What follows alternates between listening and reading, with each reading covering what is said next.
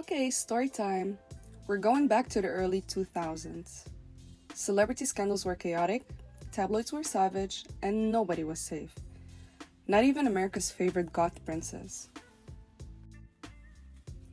Winona Ryder, born Winona Laura Horowitz on 29th of October in 1971 in, yes, Winona, Minnesota. She was the indie queen of the 90s. She gave us Lydia in Beetlejuice, Veronica in Heathers, Kim in Edward Scissorhands, and Liza in Girl Interrupted, like Range. Also, she got 2 Oscar nominations, one for The Age of Innocence and the other one for Little Women. And in 2010, she rose again. This time as a chaotic mom of the year, Joyce Byers is Stranger Things. But before all of that, on December 12th, 2001, everything changed. Winona was arrested in Beverly Hills after shoplifting over $5,000 worth of designer clothes from Saks Fifth Avenue. The receipts? We got them.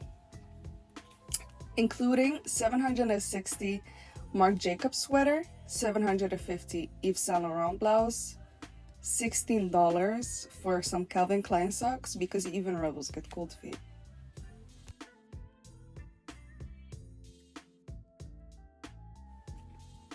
She was literally caught on camera using scissors to remove security tags. Yes, sis brought props. They also found prescription pills in her bag with no prescriptions. Her excuse? I was researching a role. Meryl Streep, lock your doors, please. Now here's where things take a very Y2K turn. Instead of laying low, Winona pulled up to court in a Marc Jacobs sweater dress that, yes, she wore the designer whose sweater she allegedly stolen. Iconic, deranged, both? You tell me. The media called it courtroom chic. Some people wore suits to court. Winona gave us runway meets Law and Order SUV. SVU. SUV, lol. Cut to 2003. Instead of throwing shade, Marc Jacobs hired her, actually. Yup. He made Winona Ryder the face of Spring-Summer campaign. The photos, full wink energy.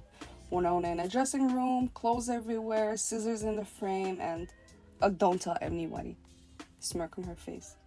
It was camp, it was fashion, and most important, PR wizardry. Marc literally said, "You stole my sweater? Cool, let's make it art." After the scandal, Winona dipped from Hollywood for a while. She moved to San Fran, touched grass, avoided Saks, and then she came back swinging in Black Swan, indie flicks, and finally Stranger Things. By the 2010s, she was booked, blessed, and back in her Marc Jacobs ads, including one where she pours milk on herself in a designer bag ad, as one does, obviously. So, Winona Ryder went from five-finger discount queen to a high fashion icon in under 5 years. She didn't just survive the scandal, she styled it. And honestly, that's talent. Moral of the story, don't steal. But if you do, make sure it's a Marc Jacobs sweater. He might just give you a modeling contract.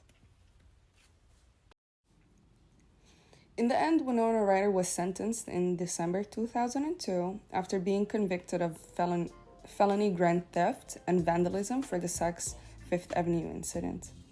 Here's the breakdown of her sentence.